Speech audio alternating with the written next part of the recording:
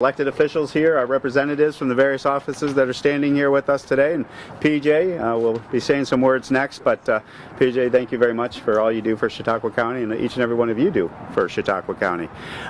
As I had indicated, the reason we're here is to talk about that, which at $4.35 a gallon is really decimating people across Chautauqua County, across the 23rd Congressional District, across the entire country.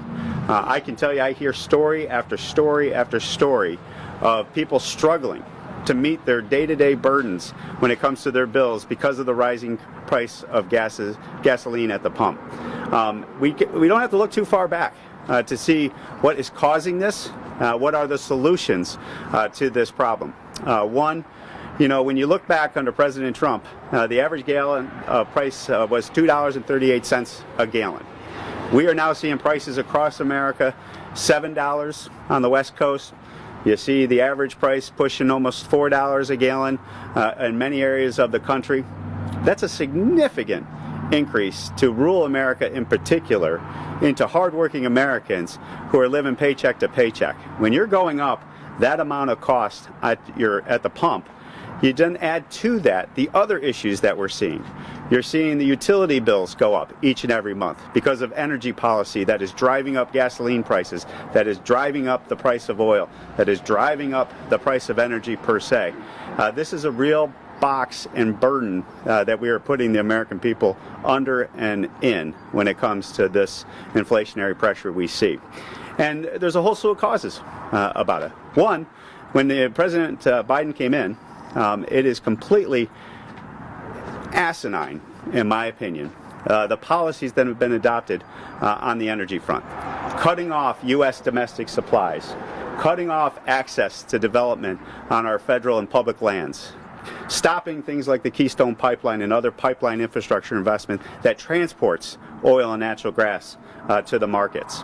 Remember, oil is a world commodity, and when you take what was the world's largest potential producer of oil and natural gas in a direction where you want to cut off that supply and that supply development, it sends a signal to the market.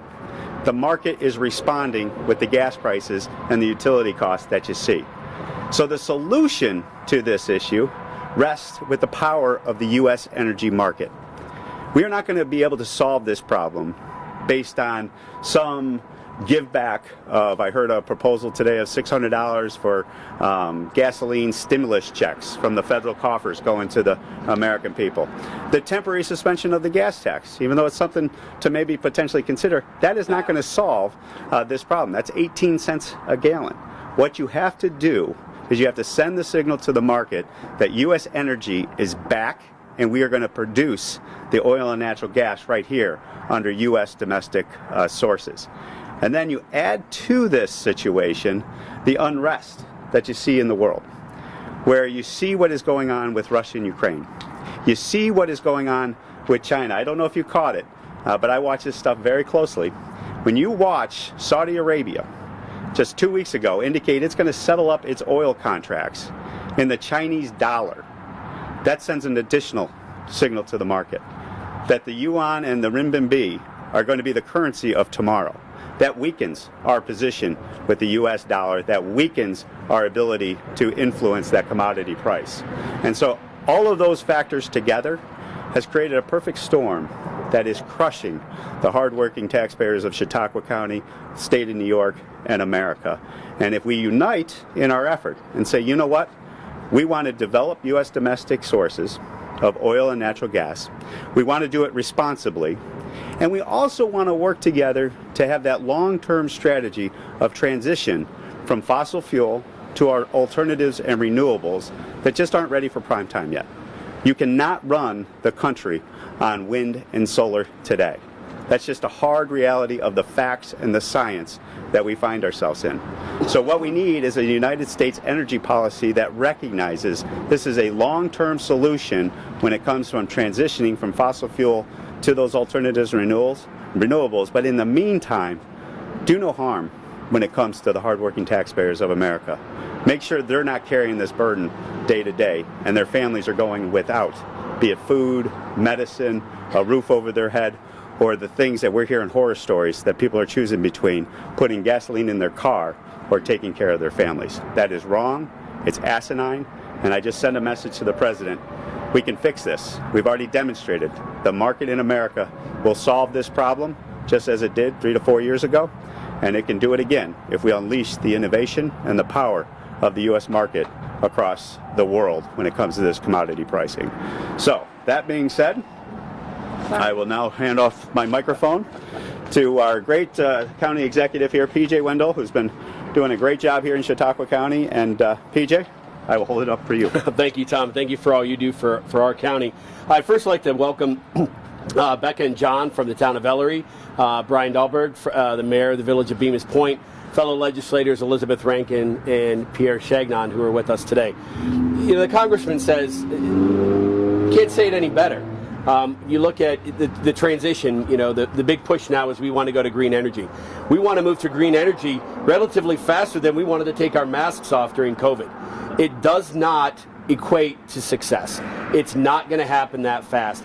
It's concerning, and I guess if you look at the fact that now the president is even saying our grid, our power grid, could be infiltrated by Russian cyber attacks, to me is giving them the evidence to say relying on energy is not going to be the way to do it. Electricity is not going to be our savior. In time, certainly. And again, a transition is what's best. As a member of the County Executives Association in New York, we are looking at possibilities of lessening the burden to our taxpayers. But the report came out yesterday. In order for our neighbors, or our residents rather, to see a relief at the pump, the prices would have to be $9 a gallon to see any significance if we lowered that tax or alleviated that tax, that sales tax cap, or tax that we have on gasoline right now. Something we are considering, but even with that, as the congressman said, it's not going to be the effective as we expect it, and it's not going to relieve the taxpayers who are making these difficult decisions. So again, we ask the president to really look at the options that are there, make this a transition over time. But realistically, you know, I'm standing next to Andrew Dixon with our Visitors Bureau. We're hoping that people make those travel plans to Chautauqua County in a regional vacationing. But we just don't know. If these gas prices, as people are saying, are going to $6 and $7 a gallon, people are going to stay home. You know, we need people to get out. We need people to get out from under the COVID scare and get out and enjoy, especially this beautiful county we have. So I stand behind our congressman in getting what we need to have happen for energy, releasing our energy potential, and showing the world that we still are here, and our energy prowess is one to be, you know, measured across the board as greatness. So again, on behalf of myself and the residents of the county, I'd like to welcome our congressman once again and thank him for all he does. And at this time, I'd like to hand it off to... do you want to come up here, Elizabeth? Or no, good? I'm good here. I just stepped into the shade. So. What is the state gas tax right now? The state has 4 cents, but there are multiple other taxes that are on there. I've heard everywhere from 18 cents to 34 cents per gallon. So at the federal level, it's 18 and 24. Do you know the state tax? If you don't. It's complicated formula. I can tell you that it's not a straightforward cut and dry.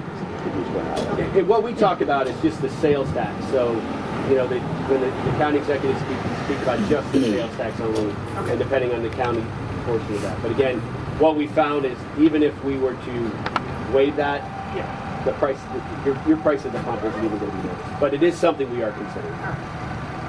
Elizabeth? Oh, thank you. Elizabeth Rankin, and I'm here with Lisa Vanstrom, who is a friend and colleague from the Chautauqua County Legislature. Today we're here on behalf of our great team in Albany, Senator George Borrello and Assemblyman Andy Goodell, who are working for us in Albany. I tell you that supply and demand thing is quite a thing, isn't it? We know we've got the demand. And then when you look at a dwindling supply due to the Keystone Pipe, due to restrictions on drilling, and we're not able to get what we want, you throw in some high taxes, you stir in a little inflation, you look at the fact that we're not as self-sufficient as we'd like to be as a country, and that we're too dependent on foreign oil, we've got pain at the pump. and we've got pain in our pockets. And if we're concerned, as always, about people on low income or fixed income, and then the working middle class who are struggling to make ends meet, and how this is affecting people. I heard Jay Leno say that he went to buy gas at the pump, and his two options for paying were his debit card and his 401k. So I don't think he was part of that working middle class, but that was it. Prices are too high. Thank you very much. That Elizabeth, and then who's coming after Elizabeth? Do you have the cheat sheet there? Yeah, we do. Daniel, thank you. Dan, who is the president of the Chautauqua County Chamber of Commerce. Thanks, Elizabeth. Yep.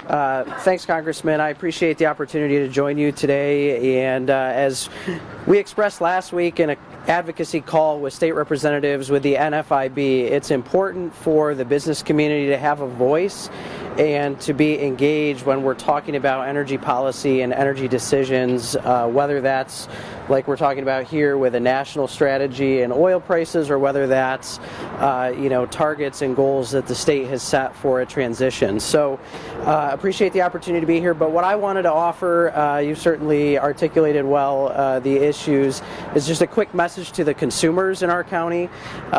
Just please be patient and please be understanding to our small business owners in our community. Everything you encounter during your day, if you think about the products you use, the restaurant where you go to eat, all of those ingredients and those items have been shipped at some point in their journey. So the ingredients on the plate that you might be grabbing for lunch, grabbing a pizza here at the Bridgeview, or stopping at the boutique down the store. So business owners are always very hesitant, and it's a challenge to raise their prices because they also know that's an issue and an impact that their friends and neighbors in the community feel. So like I said, from a business perspective, I just wanted to add that as we see the impact of rising fuel prices trickle into all other areas of our life, to keep that in mind. And with that, I will turn it over and introduce Andrew Nixon from the Chautauqua County Visitors Bureau. Thank you. The tourism industry is very important to Chautauqua County, and there are concerns over the rising costs of fuel and other things. Just with a $2 a gallon increase in the last couple of years or less, that equates to probably $1,200 per vehicle that's driven just on an average of 15,000 miles a year. So maybe $2,500 per family. The impact there on disposable income is big, and so we're concerned about that. You enlarge that effect to include everything else that's affected by fuel costs, and people are seeing 10 or 20% less buying power. So we have a big concern there and hope that through supply side solutions we can see some things improve. If there is a silver lining for tourism businesses in the area, it's that during recessions and times of higher costs related to travel, that places like Chautauqua County do well comparatively and can even do better. So we're hoping for that because we think that people in the regional area and the 2 to 4 hour driving radius will gravitate to an area like this that has so much to offer, especially during the summer, that we should be able to see a decent level of summertime business. So we're optimistic in that regard, but we really do hope to see solutions in regard to specifically the gas and all the other costs that have increased in relation to that. So with that, back to Congressman Reed. All right. Well, thank you, Andrew. Thank you very much. And I just want to close before we open it up to question. Tammy Shack and the Bridgeview, thank you so much for hosting us here today. That deserves a round of applause. And we appreciate what you do and the risks that you've taken to keep this place open and make this place a reality. So thank you very much to you and your family. That being said, open it up to questions. Any questions? Anyone? So on the effort, you talked about maybe pulling back some of the gas taxes in some of your calls. Where is that in Washington now, and is it really a reality? I don't see it as a strong reality in Washington, D.C., because we all recognize that is a Band-Aid type of approach to this. When you talk about suspending 18 cents on the gallon, that 18 cents goes to our infrastructure. We just did pass the infrastructure bill, but that primary revenue that comes in goes to rebuild our roads and highways, so it would have a direct impact on the ability to invest for tomorrow and make more opportunities of investment into our infrastructure if we suspend it or stop that gas tax. On top of that, keep it in mind, we're talking 18 cents on the gallon as opposed to using the solution that I think is best that can move this down $2 a gallon.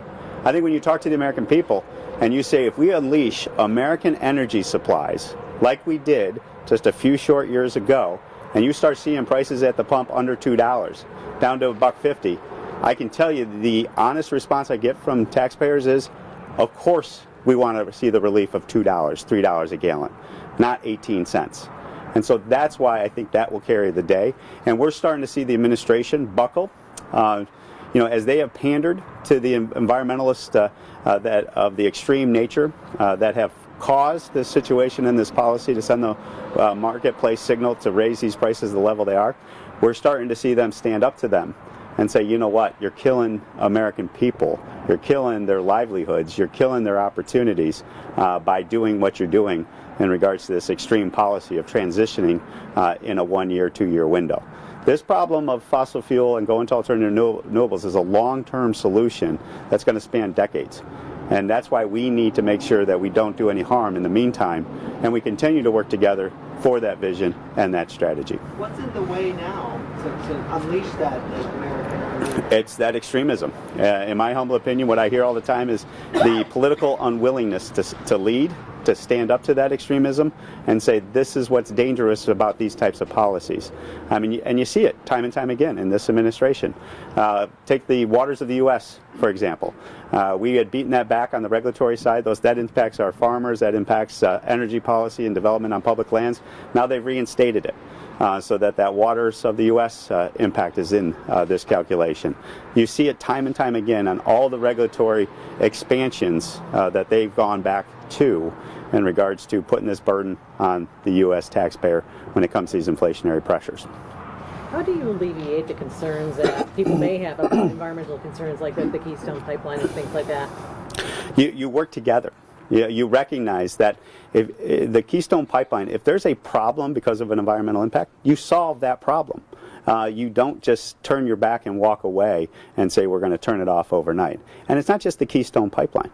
When you talk about pipelines, where if you don't develop pipelines in New York State that ship, when I talk to the governors in Northeast, they're getting their natural gas and oil supplies cut off overnight because pipelines are failing. Pipelines aren't meeting safety standards. There's not investment in the pipelines going forward because of this policy to cut off pipelines.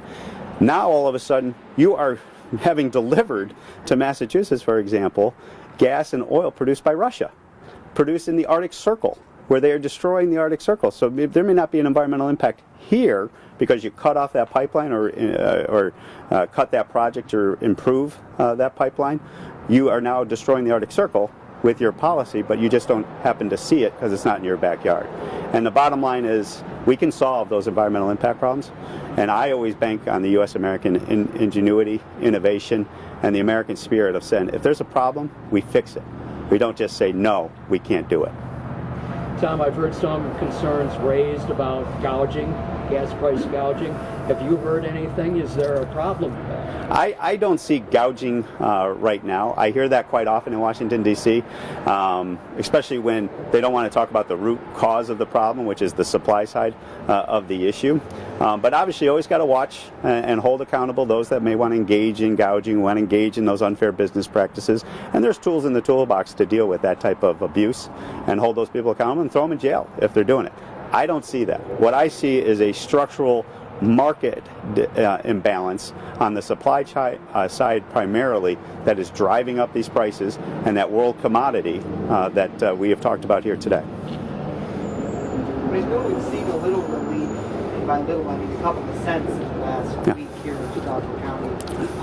For those at the local level or even you, Congressman, what have you heard from people in regards to frustration about the pump prices? Well, I'll turn it over to PJ, but I will tell you what I've heard is obviously any relief is welcome relief, and it also proves the point, right?